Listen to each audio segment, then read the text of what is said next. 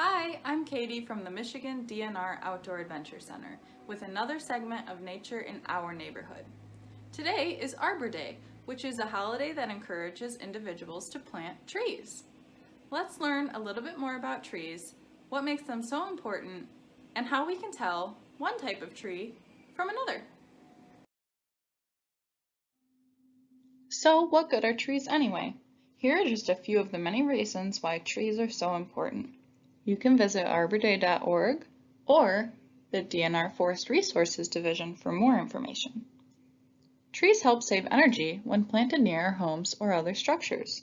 When planted in the right place, the shade from trees can reduce the need for air conditioning in warm climates. Trees provide vital habitat and food sources for wildlife. Whether there are acres of trees in a state or national forest, or trees around your neighborhood, they all provide the things that wildlife needs to live. Trees can help fight climate change. Earth Day was this week too, and this year's Earth Day celebration theme was climate action. Trees can help with this. Trees provide recreation opportunities, and trees are good for the economy, providing jobs in forestry and resources for us to use. Now let's look at some features that can help us identify trees. When we know what species a tree is, we can look up more about it. And the more we learn about trees, the more we can appreciate them.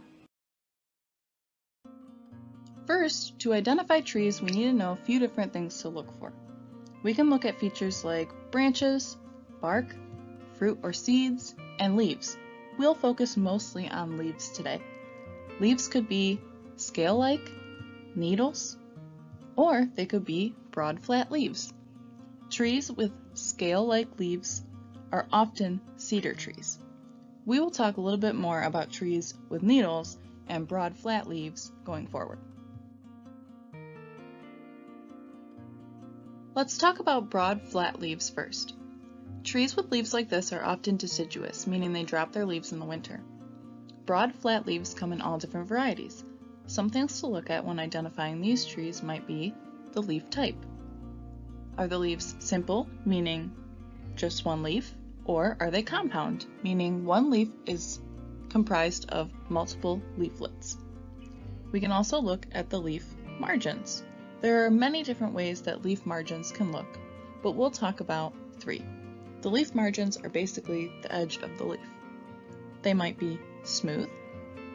They could be serrate, meaning they are jagged, like the teeth of a saw, or they could be lobed, meaning there are some deeper indentations.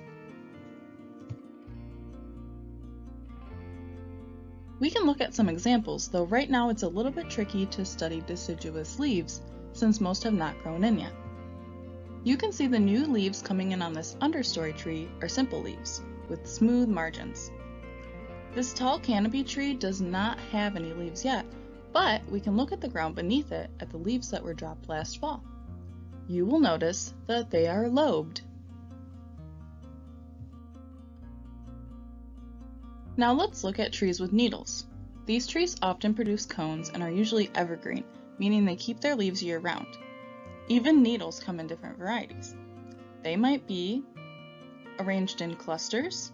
If so, you'll want to observe how many are in each cluster, or they could be arranged singly around the stem.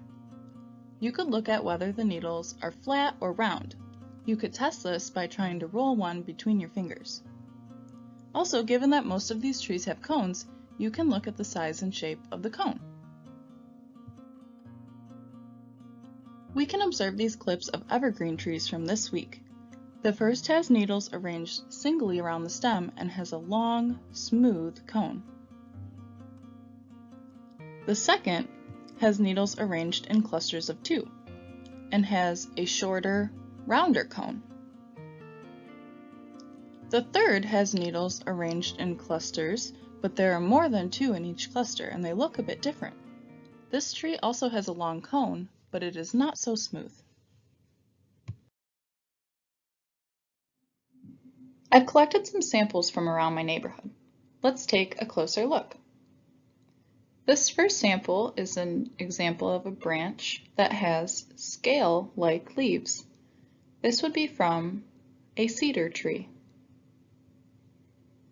Next, we can look at an evergreen tree with needles arranged singly around the stem. These needles are flat. We can look at another evergreen tree with needles arranged singly around the stem, but these needles are a little more round.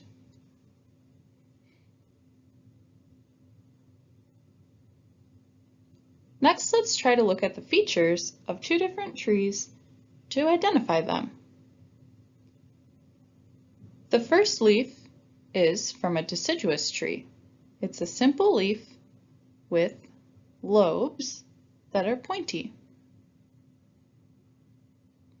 This tree provides good cover and nesting sites, including cavities, for a wide variety of birds and mammals.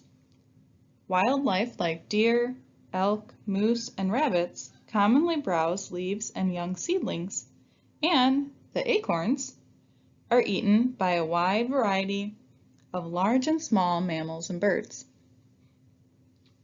This species of tree can be found all over Michigan, and this genus of tree is considered the United States national tree. Any guesses? This is the northern red oak.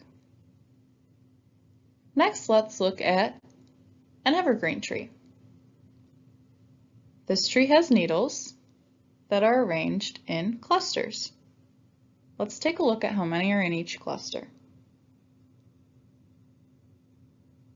There are 1, 2, 3, 4, 5 needles in each cluster.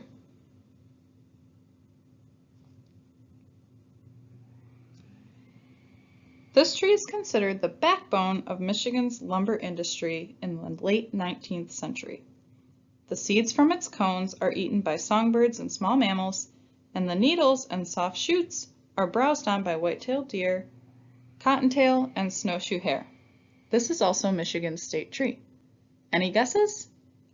This is the eastern white pine. Thanks for joining us to learn a little bit about what makes trees so special.